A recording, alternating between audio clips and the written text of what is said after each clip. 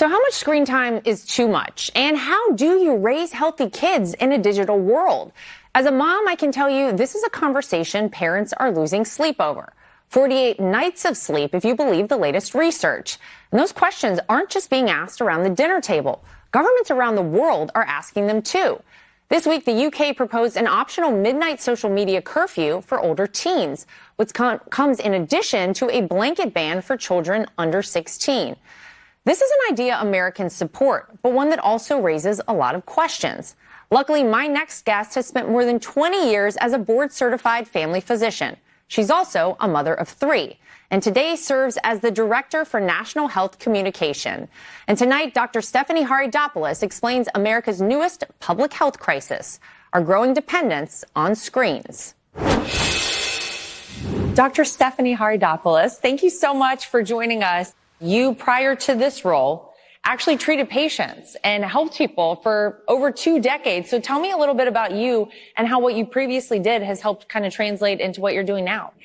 I was a family medicine physician in Florida for over 23 years, board certified family medicine physician. I also did public health initiatives statewide with whether it be chairman of the board of Florida Healthy Kids Corporation, helping children get health insurance in the state through the CHIP program, being a Florida Department of Health for Tobacco Advisory Council, and also on the Florida Board of Medicine. It's just been an amazing honor and capstone of my career to have the trust and confidence of President Trump to appoint me to this very coveted position. I've been on board as soon as the administration took over. We've been chipping away all of those do-outs for us, and one of them was on the harms of screen use for children and adolescents. And we released our summary of evidence with an advisory that is published on surgeongeneral.gov website and a toolkit to different stakeholders. What can we do to help improve this problem that exists right now? I think it's the number one thing I hear from moms out there, from dads out there. They're very concerned. It is very harmful developmentally for kids, right, and mental health, et cetera. So give us what you found and what people need to know out there from that perspective. Well, we concentrated the evidence into 4 categories or domains. Neurocognitive delays, that includes memory, attention, higher functioning language skills, also physical problems. We do identify myopia or not being able to see far, and almost half of the kids will have that problem by 2050. It's estimated because of excessive screen use and not getting sunlight in their eyes, as well as we have a rise in obesity right now, where only 23% of kids are even eligible to serve in our military. Mental health problems, depression, anxiety, there's cyberbullying, not to mention body image dysmorphia. Academics is also plummeted. We're at all-time low with our nation's report card, unfortunately. What solutions exist? What can families do? Providers, meaning asking at a wellness check, are you on screen time, and just talking about the harms. Also researchers, what gaps do we not know? And also big tech companies, what could the technology companies do with best evidence practices to help thwart the problem?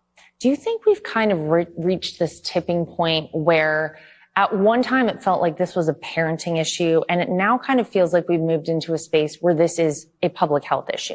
There's no replacement of good parenting, no, but parents need the help of the technology companies, also putting better controls on there that are easier to use and safeguarding our children's privacy and data. Kids are on phones, I think up to 8 hours a day, some on average. That's more than they go to school and more than they eat. And 50% of them actually lose track of how much time they're on because of the infinite scroll and doom scrolling that they're using. Look, we understand that technology is here and we can use it to our advantage with digital citizenship. We can have that and we can use it responsibly. We need to teach that. Look, you see schools starting the bell-to-bell policy, meaning no cell phones in schools. 37 states in the U.S. have enacted that through either some are statewide, some are through jurisdictions. And then you also have in the very young, limiting tablets up to maybe, like we were just in Iowa, third grade. No tablets, one-to-one tablets in the school. We have the supported teachers, families, healthcare providers, pretty much all stakeholders and policymakers are saying this is a problem. We need to do something about it. You just mentioned the tablets in the schools. And I know even for my own kids, that is something that we've had to kind of deal with. So what is the evidence saying about that? I think that during the evolution of the tablets availability, we thought that you want to be technologically savvy for the future, right? But didn't realize how not having a book, writing with your hand and, on a pen and paper actually develop good neuroplasticity in your brain. So I think there's been some buyer's remorse with that, and how frustrating for a teacher who's trying to instruct having that there. There's no replacement for human interaction. We really do need that for our souls. So I think that, we're going to see maybe a reversal of that culture coming with time. I think that that's a policy that each state and jurisdiction will make. You mentioned the social media companies, and we know that there have been so many lawsuits claiming that these companies have intentionally designed addictive products for children. Do you believe that that is what these are? Different social media outlets are designed that way? They were designed for engagement, and the children are the commodity. And the more they have their data, they can share it. They should make sure that, I think, going forward, design it for the safety of our youth. And if we have a shift in the culture of what parents are asking for right now, teachers, educators, policymakers, they should do the honorable thing, rise to the occasion, and change it on their own with a pledge voluntarily before they're regulated. Do you think 20 years from now, when we look back at this moment and at this issue, we will look at this sort of as like the cigarettes of our era, where people at the time maybe knew that something was wrong, but they didn't know how damaging and impactful it would be? Yeah. In our office of the Surgeon General, 1964, Luther Terry came out with a smoking and health report.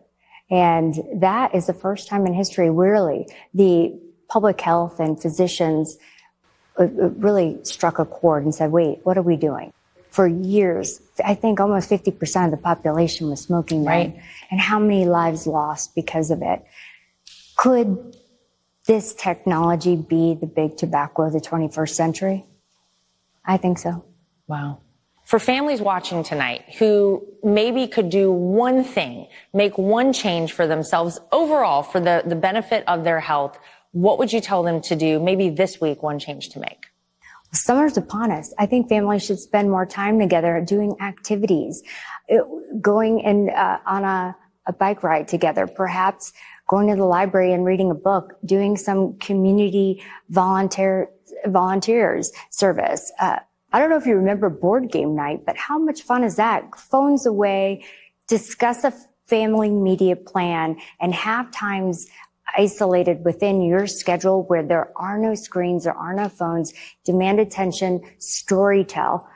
I think talking is great. I think being active together and being a role model for your child or children and going out and doing things together so then they follow suit. Lead by example.